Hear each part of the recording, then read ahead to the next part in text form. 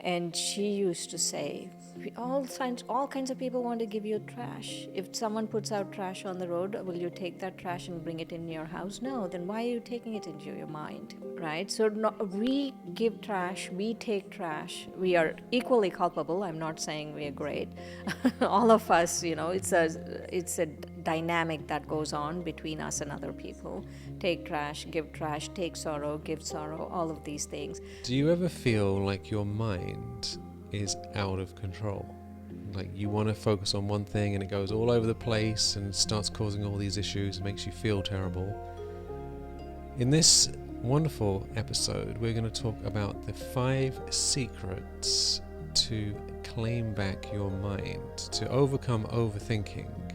And these are things that a lot of people don't talk about, that are really the deeper cause of all of these extra thoughts and all of this chaos in the mind. You're going to learn how to talk to your mind lovingly, which is one of the most important things in life. You're going to learn about the 5 different types of mind. You're going to discover the diet for your mind that actually makes your mind happy and healthy. And you're going to learn how your food, what you eat, affects your mind. And also how your money and your wealth directly and indirectly affects your thoughts. And this is something that most people have never thought about, and it's absolutely fascinating. So welcome. How are you doing, Shireen? Hello, Michael. Wonderful. Thank you. Well, I'm looking forward to hearing what you have to share about this.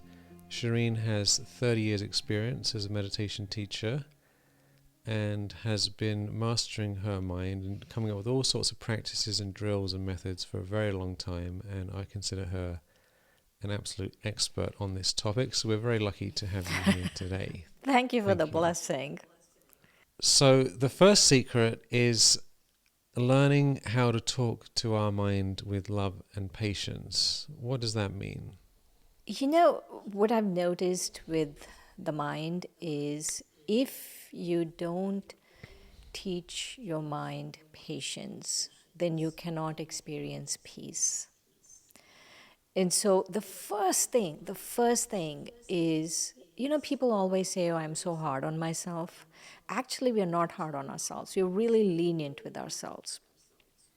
But even though we are lenient with ourselves, we really don't know how to talk to ourselves. And so it's like, parents that let the kids do whatever they want, but that doesn't mean that they're really parenting them properly. It's like that with the mind, right? With our mind. So we have to treat it like a toddler. We have to be gentle. We shouldn't be harsh, but we have to be firm, and we have to be disciplined. Those are very important: gentle, not harsh, firm, discipline. If you are able to do those things with your mind, really coach it, parent it properly, give it patience. Like patience, what I mean by that is, if there's a situation going on, don't make a big deal out of it, right? Just learn to say never mind. Just reduce the situation. One of the things I've learned this from 𝗪𝗪𝗀. She says, I make it smaller and smaller. Any situation, I make it smaller and smaller and smaller. And I make it into this little cotton thing.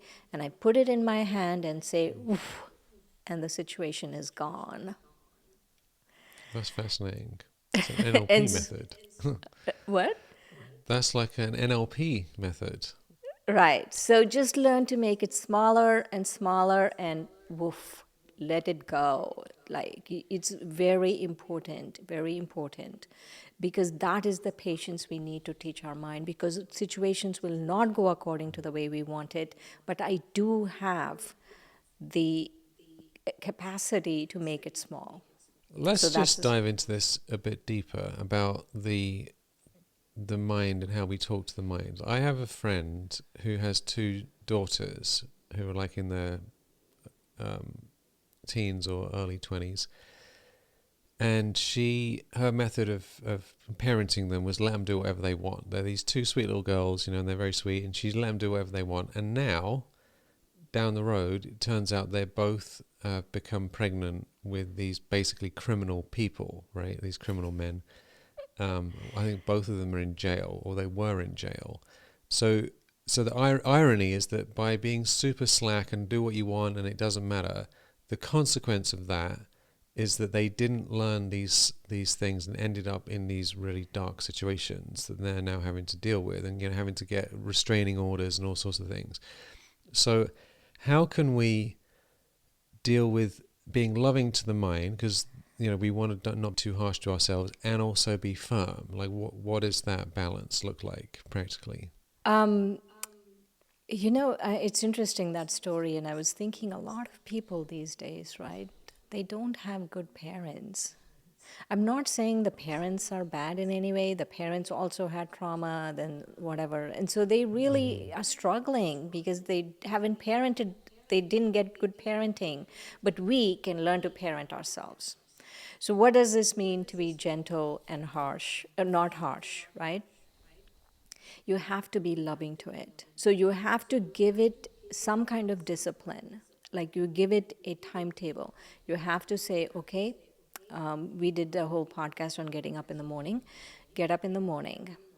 And if you don't get up in the morning, don't say, oh, it's okay. Don't give yourself excuses and stuff. Be firm.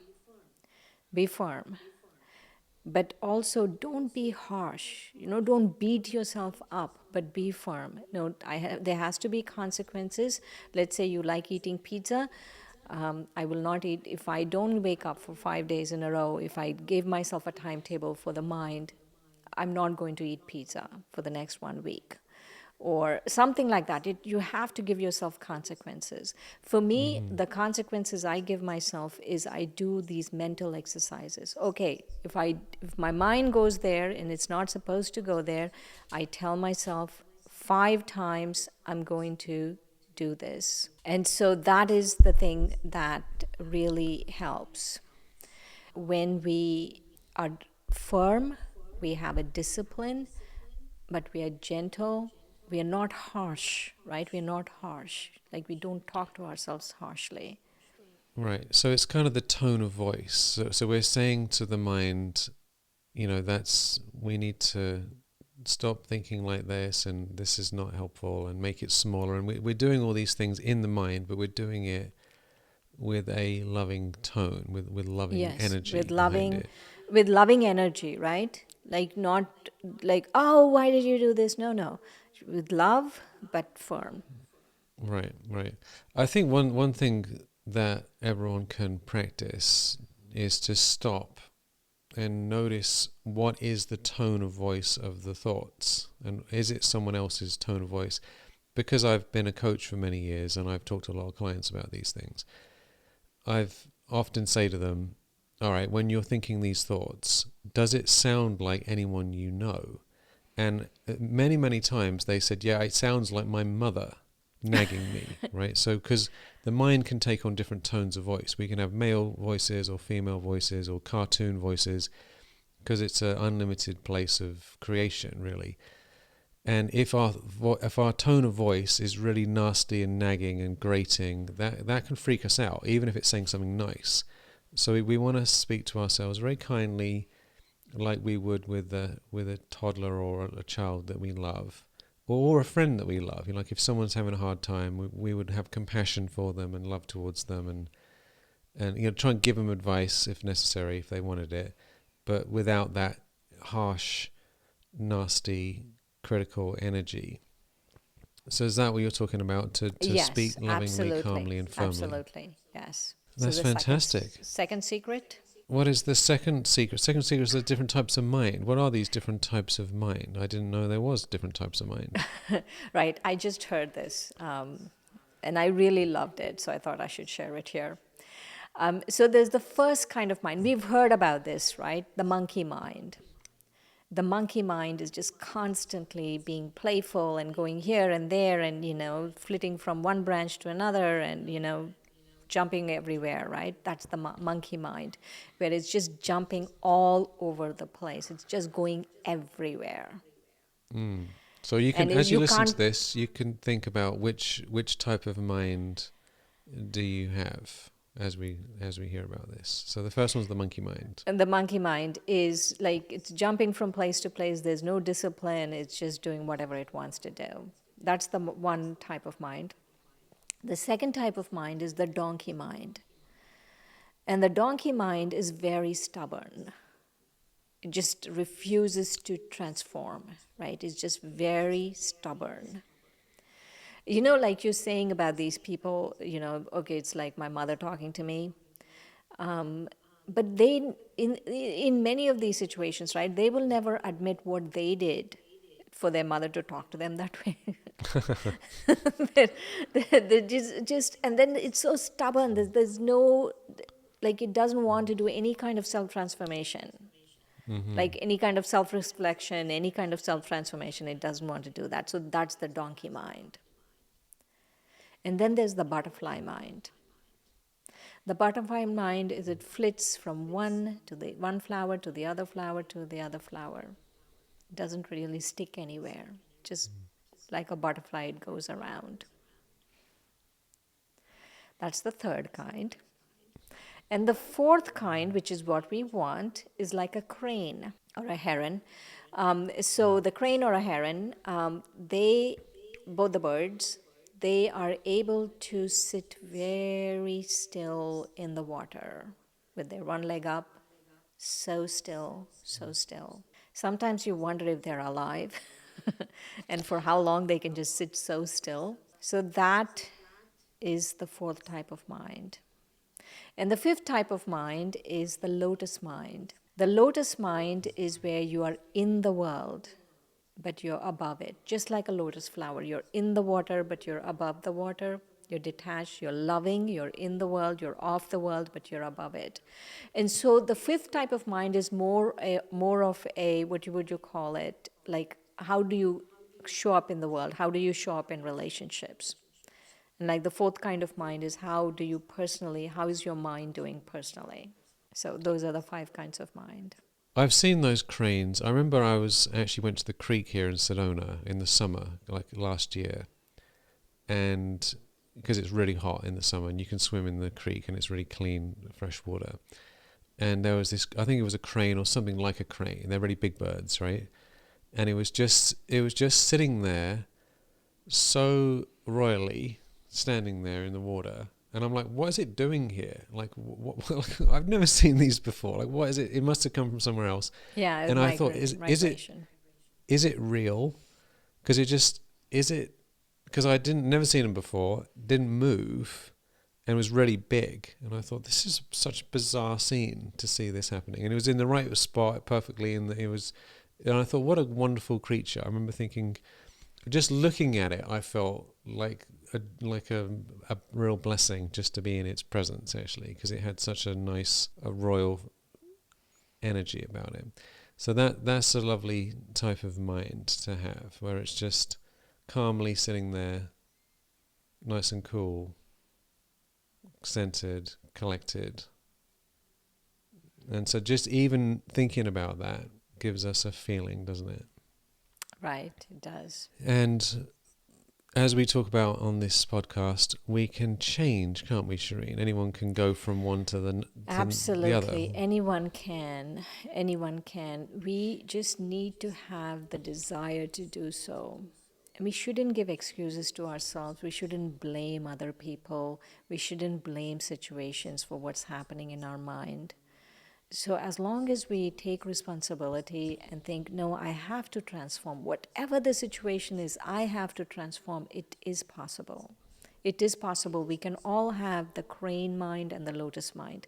All of us. It is possible.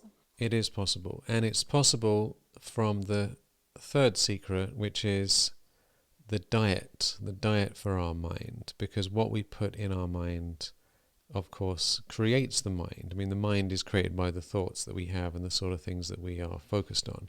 So what is the diet for the mind that allows us to become like a crane mind or a lotus mind? So the most important part of the diet is that it has to be pure thoughts. So we have different kinds of thoughts, right? We have like the waste thoughts, and we have negative thoughts like anger, and all of that would be negative. We have like useless thoughts. If we keep thinking about something again and again, over analyzing, that would just be waste thoughts. And then we have positive thoughts like, oh, I have courage, I can do this, all of that. But then there are pure thoughts. Pure elevated thoughts are thoughts of our eternal selves, thoughts of the eternal world, the spiritual world, thoughts of our eternal higher power, right? These thoughts are eternal thoughts. They are pure thoughts, and they do make a huge difference, huge difference. You know, in René Descartes was a mathematician, and he was my hero. Because not only was he a mathematician, he was a philosopher too. And he said, cogito ergo sum, which means I think, therefore I am. And so really thinking, right? Thinking, what is it that I'm thinking decides who I am. It's not just I'm thinking I am. It's what I am thinking is what I will become. And so we need to understand that if I keep feeding my mind a diet of these pure thoughts, it could be a simple, pure thought. And we could do a simultaneous breath and thought. Now, a simple, pure thought, right? I am a spiritual being. I'm radiant light. That's a pure thought. I'm a spiritual being, I'm radiant light. And you can keep repeating that as a mantra again and again and again and again. But you have to do it with the awareness and understanding and visualization, not just say it like words, right? Awareness, understanding, and visualization, and you keep repeating it, and that really transforms the mind. So should we do a simultaneous breath? Let's do a simultaneous breath. All right. Take a deep breath. Okay, now hold that breath and slowly release that breath. Again, a slow, deep breath. Hold that breath and slowly release that breath. Now, when you're taking a deep breath this time, I want you to remember you are a spiritual being. You're radiant light. Deep breath. You are a spiritual being. You're radiant light. Then release that breath. Deep breath. You're a spiritual being. You're radiant light. And now release that breath. See? Doesn't make you feel better? That's beautiful. And it's amazing how fast that happens. You know, we think, oh, I haven't got time to sort my mind out, meditation, busy. And then you do these things for about 10 seconds, 15, 20 seconds. You know, Yeah, we all have 15, 20 seconds. We all do. It's amazing, actually. So we need a diet. We need to fill our mind with good thoughts. And one of the things that I have noticed over the years, having worked with a lot of people, is that a lot of people don't realize that they can actually create their own thoughts in their head. Because a lot of teachings, I think Buddhism doesn't really say this directly, but people misunderstand a lot of Buddhist teachings, is my experience with having talked to people, that you're supposed to just watch the mind and not try and control it in any way, because that is a practice that has a certain benefit, to be mindful, to be detached, to watch it happening, right? They can see the benefit of that. But a lot of people, they take that in the wrong way, and they believe, based on that you can't control your mind at all, and so you shouldn't even bother trying. And a lot of people say this: don't even try and control your mind, there's no point, it's a waste of time. And so they don't actually realize that you can create your own thoughts on purpose. Like there's actually the power that we have to put our own thoughts in our own mind and to choose what goes in there. So this is a fundamental thing, that we have the power to actually create a thought. Like I am peace, I am love, infinite bliss, infinite joy, freedom, happiness, whatever it is, right? We can actually, just like we can speak, we can choose to speak words. We're thinking words in our mind. So the fact that we can talk to each other means that we can do the same thing internally.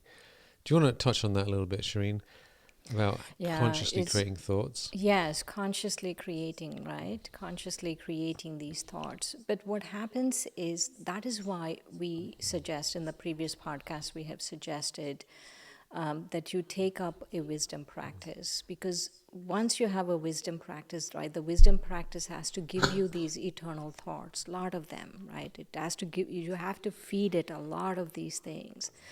And when you feed it these things, based on it can't just be what's happening in my life. If I'm just thinking about everything that's happening in my life, right, like I'm just thinking about the physical world, I'm not thinking about the spiritual world. And really, happiness lies, bliss lies in the spiritual world. Physical world, there's not that much happiness, and even if there is, it's very short-lived. So if I keep thinking of what's happening in the spiritual world, I need to get away from what's happening just in the physical world. And so I have to feed myself, and I have to keep going there. If I don't feed myself regularly with the wisdom practice, right, then I will go back and start thinking about everything that happened in the physical world. Like many times, right? 100% of our time, our thoughts are on the physical world.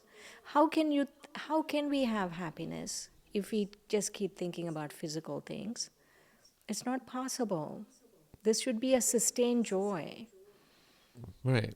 And, just like with food, like if someone says, oh, I don't have any diet, I'll just eat whatever is most convenient, right? You just walk in the store and go, I don't know, like there's that thing sitting there, I'll just eat this. Or you just walk around, people just give you food and you eat whatever they give them.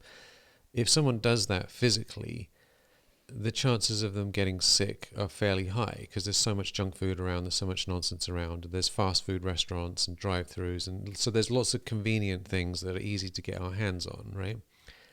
But if someone wants to be physically healthy, they need to consciously choose what sorts of physical food they're going to eat and how is it made and what kind of consciousness. Yeah. So if we do it with our physical diet, why would we not do it with our mental diet? Right. 𝗏𝗏𝗃, one of our elders, gorgeous, gorgeous, gorgeous. She transcended in 2021, I think. And she used to say, all kinds of people want to give you trash. If someone puts out trash on the road, will you take that trash and bring it in your house? No, then why are you taking it into your mind? Right? So we give trash, we take trash. We are equally culpable. I'm not saying we are great. All of us, it's a dynamic that goes on between us and other people. Take trash, take sorrow, give sorrow, all of these things. We need to really step away from that. More important, we'll talk about the importance of diet very soon, but as important as the food we put in the body is the food we put in the mind. And if we do not put pure, elevated, transcendent, spiritual thoughts all the time in the mind, then it is not possible. I guarantee you this, it's not possible to be happy, to be sustained. Like there should be a bliss, like a sustained joy. That's not possible. So it's the most important thing you can do right now is read up on being a spiritual being, or attend our spiritual travelers course. Just keep feeding your mind with these things. If we want to have happy mind, happy thoughts, and overcome overthinking, then that highest level thought, there's negative thoughts, there's useless thoughts, then there's positive thoughts, and a lot of like self-help books, there's positive thoughts, but then higher than that, the most powerful thoughts are pure thoughts, or thoughts about the original self, or about who you really are, about your original stage, about where you come from. And that helps us transcend everything and come into a state of peace, purity, and love. And so those are the sorts of thought. That's the highest level. Like in terms of food, that's like the most potent supplements that have the most powerful benefits to our health, if you imagine it like that, compared to other things. And that's why we have the Spiritual Secrets course, Ancient Spiritual Secrets, and these different practices and guided meditations to help feed the mind with these beautiful, powerful thoughts. And you can get all that for free. All right, what is secret number 4? So the fourth secret is actually your physical diet. It's interesting. You know what is interesting? What you put in your body affects your mind, and what you put in your mind affects your body. That is very interesting. It's a secret. We all need to understand this, right? We all need to understand this. What you put in your body affects your mind. What you put in your mind affects your body. So let's talk about what you put in your body.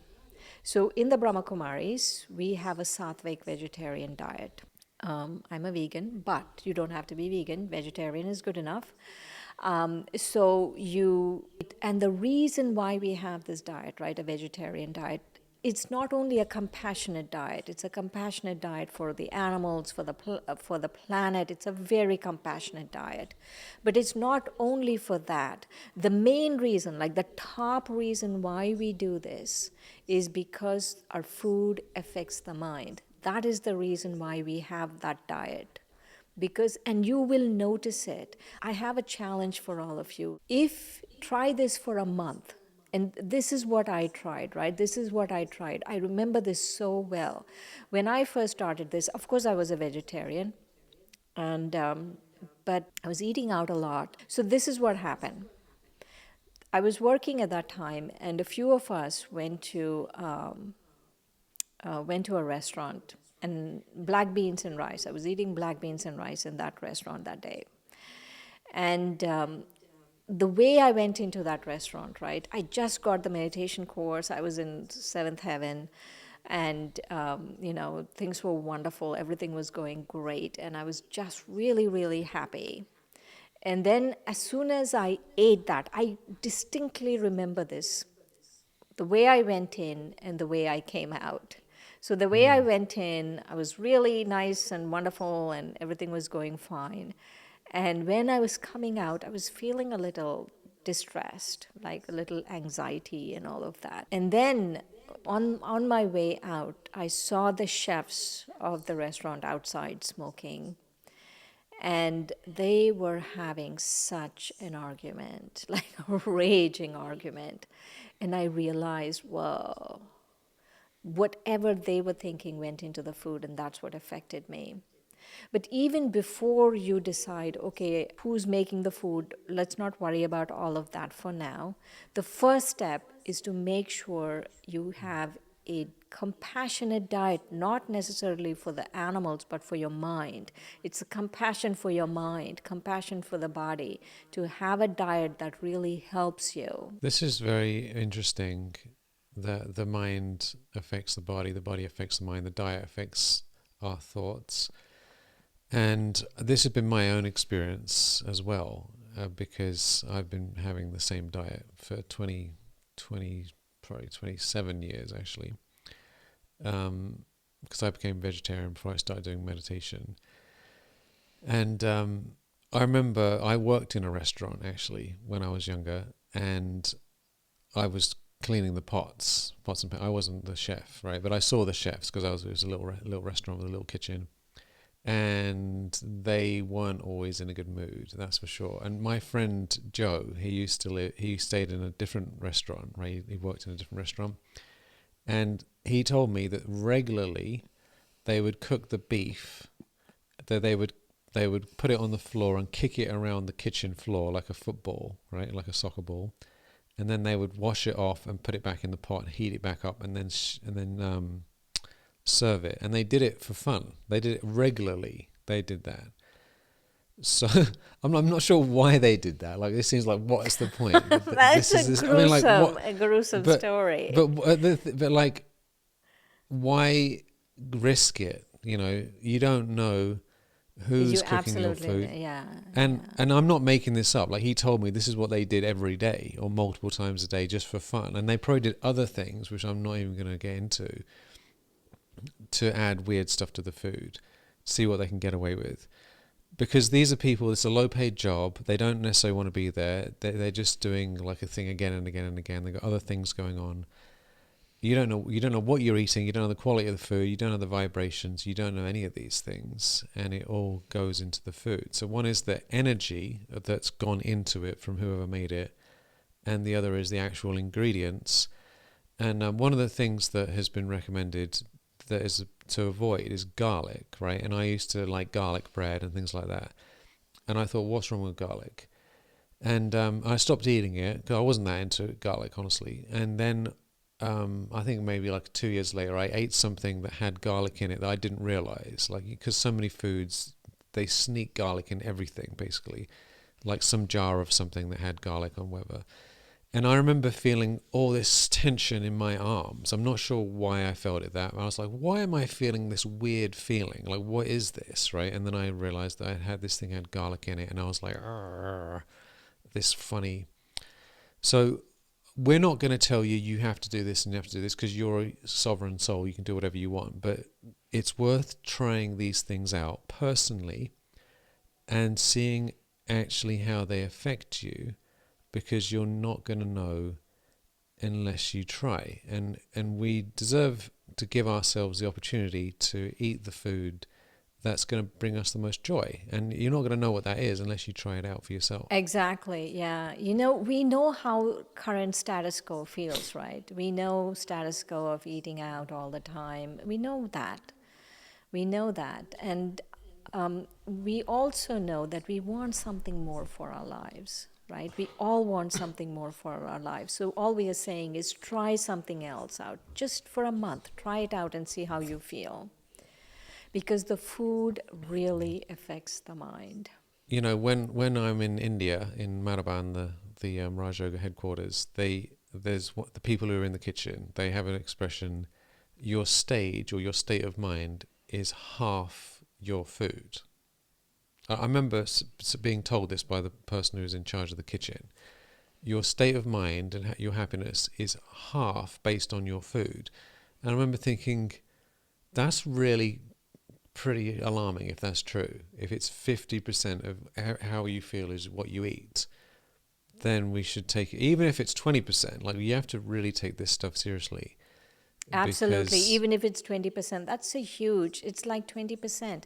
It's like that's the biggest nutrient in the food, right? In Sanskrit, there is a phrase that goes, yatanam tata manaha.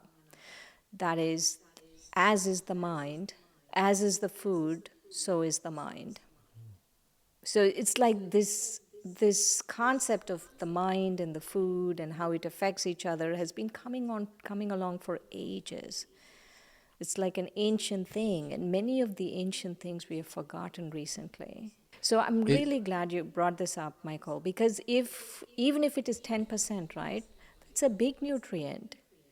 Even if it is not 50%, even if it's 10%, that's a big nutrient. it is.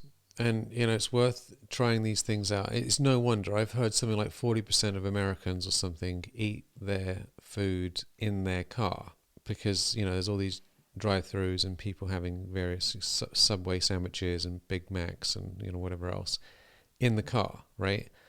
So first of all, the food itself is very unhealthy, a lot of this junk food. Secondly, it's not been made with love. And then thirdly, it's not being eaten really with consciousness, because someone's sitting No, in the and car it's not munching the away. right food. It's probably meat. No, that's really bad for the mind. How Yeah, can you just inflict violence on something and think the mind will be okay with that? It affects the mind. We are in a symbiotic relationship with everything around us.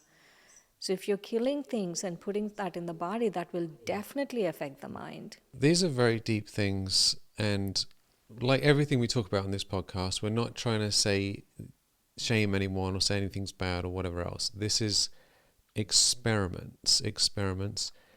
Try any of these things out for yourself for at least 2, 3, 4, 5 weeks, right? And long enough to make the shift. And then you decide whether or not it's good for you or not. But you're not going to know until you try. And one of my clients, actually, from my coaching, she used to be vegan, and then for whatever reason she got back into eating meat and various things, and she's just gone back to being vegan again. And she says, I feel so much better. She said, I don't know what happened, but like for 10 years she was just eating whatever, probably because of her husband, because it's convenient to eat what other people make. But she said she feels so much cleaner and her mind is clearer and she's feeling so much happier just by making that one change. So try it out for yourself and see, if you eat pure healthy food, how does that affect your thoughts? You can even keep a journal and just notice the difference. All right, Shireen, now there's a fifth secret. The fifth secret is money. Cash, money, baby. How does money affect the mind? This is very interesting. Right. It has a very deep connection. Wealth and mind.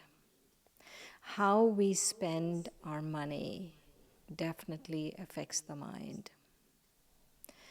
And so what happens is, like I was saying before, we are in relationship with everything.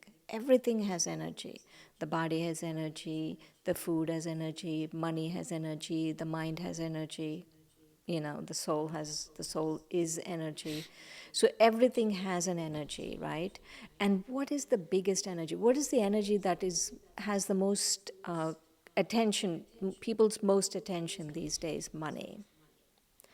And so what happens is, when you take this energy of money and misuse it, then all the other energies get affected, because they are all in a relationship with each other.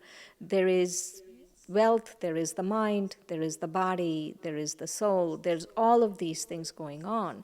So if you're misusing one, then all the others get affected. That's very interesting. When I was younger, I used to listen to hip-hop music, and there's one thing from Snoop Doggy Dogg that I just came to mind just now for some reason. I've got my mind on my money and my money on my mind. Just part of his song, mind on my money and money on my mind, because that's what is going on in the mind, and thinking about money and wanting money and spending money and what is money for. This is dominating people, and there's an expression: money makes the world go round, right? People say love makes the world go round, but really money makes the world go round. And that is the energy, right? Currently, that used to not be the case even 200 years ago, 100 years ago. Now that is the case, where money rules. It's taken different over things everything. ruled at different times, right? Different things rule the world. Like at one time, religion really ruled the world. Like different religions really rule the world. Different things rule the world at different times. And now money definitely rules the world. But I've heard from someone who works with one of these billionaires, tech billionaires, that they're on antidepressants. And so, it's good to have all of that money, and it's wonderful. I'm not saying you shouldn't have money. You should have money. I'm not saying don't go after money. You should go after money. Whatever you want to do with your money, it's wonderful. But make sure you use it properly. Don't use it to enable people's bad karma. Don't use it to do negative things, because that is what affects the mind. You're not living independently of these energies. You're living in a world where all of these energies have a relationship with each other. So understand this relationship and live in a world with understanding. But that's very interesting. So what you're saying is that the way you make money, like your actual livelihood, is going to affect your mind, and then what you spend your money on is going to affect your mind. Is that what you're saying? Absolutely, yes. I work with a lot of people who have a lot of money, and someone who's just joined one of my programs. She's a finance person who works with people in China, and she said her clients are very, very wealthy, but they're very depressed because just having tons of money, I mean, like what's the point? After a certain point, it doesn't make any difference. I have clients who are multi-millionaires and they're not happy unless they get other things in their life sorted out, because it doesn't really mean anything. And not only that, it can cause people stress. If someone has like $100 million and they lose 10 million, it really annoys them and it stresses them out, and they feel like, oh my God, I'm so like, oh dear. They got 90 million left, but it's just like, it's not good enough. And then they might waste the money on things that don't matter. But the irony, of course, is that the people who use their money for philanthropy in a real sense, not fake philanthropy, but like actually truly helping people, that brings them more joy than spending it on themselves. Right, right. Even that you have to be very careful, huh? Before we tell people to go to give it to people and stuff. Because if you give it to non-deserving people, like it's called apatra dana, where it's not, not deserving. They're not deserving.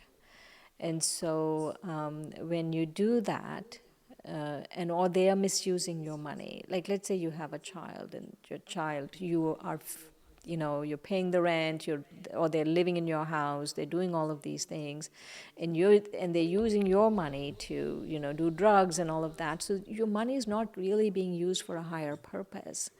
And so that kind of leakage of energy. It's a leakage of energy where you're thinking, oh, it's just money, it's compartmental, it's something separate, it's this, that, right? You're thinking it's separate, but it's not. That energy affects your mind. So to really be careful and see where your energy is leaking and just get it all together, like balance it out, balance these energies out, and do the right things with your money. Right. And, looking into all the subscriptions that we have, I was doing this recently and I was like, oh my goodness, like, why am I spending? I've already saved about $6,000 just by looking at this in more detail so far, right?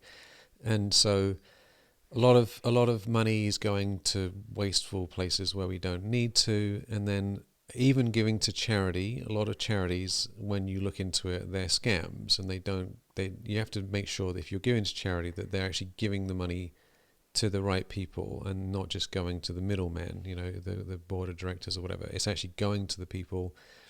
There's lots and lots of ways where we think we're spending our money in a good way, but it turns out to have this dark side to it that we didn't realize because we're not paying enough attention. Yeah. I remember when I was in corporate America, we had to, right, at the end of the year, everyone had to pledge to a particular overall umbrella charity, and that umbrella charity distributed to other charities.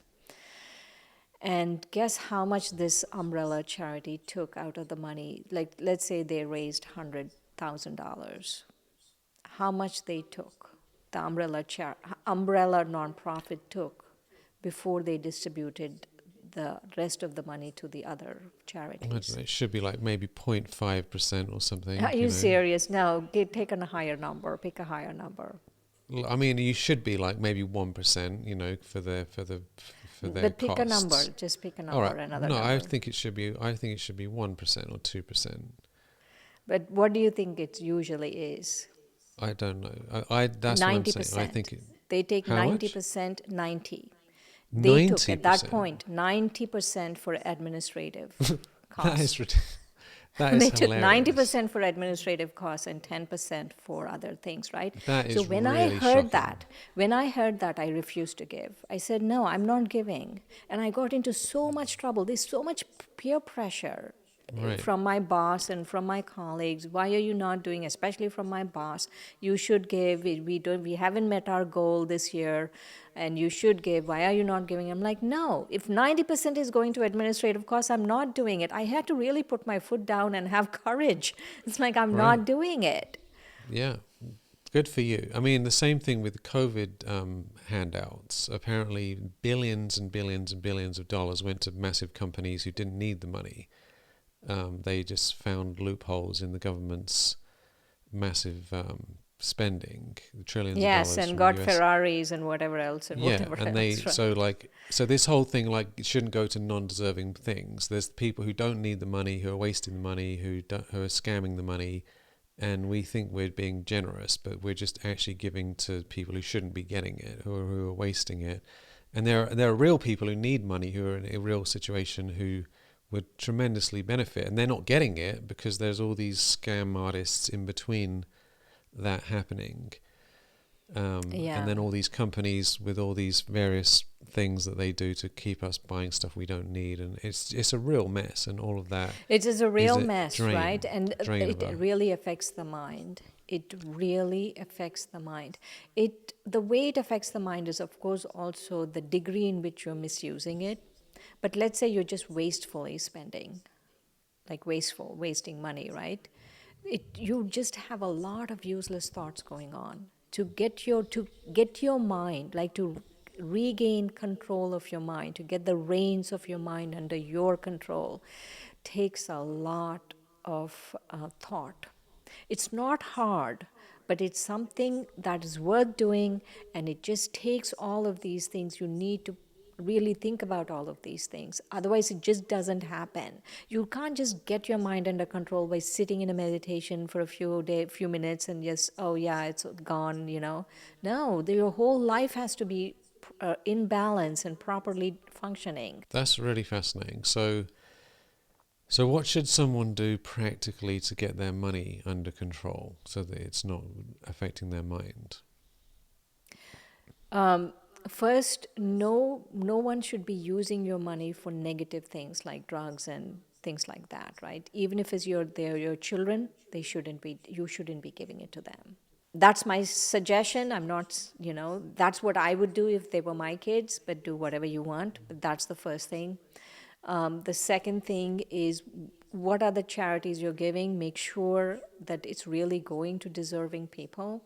And third, like wasteful things, like, these monthly subscriptions for random things that you don't use, all of that wasteful spending, it's not spiritual. All of that wasteful spending needs to come under control. And then also, what are you using your money for your own body, how you're using it, making sure that you're using it properly, right? You're not wastefully spending it on yourself and going and buying $10,000 purses, whatever.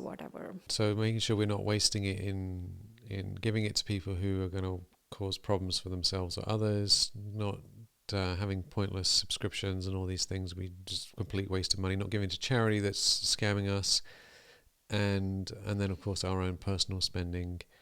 Even with our food, when we go grocery shopping, I used to, and I still to some degree do this, buy whatever I want because I want to eat well. But I'm now more aware of, like, if something's on sale and it's good for me, and there's something I like that isn't on sale, it's probably good to be aware of these things, because we actually end up with more variety in our diet if we say, oh, there's this thing over here which is cheaper, and I don't normally eat that.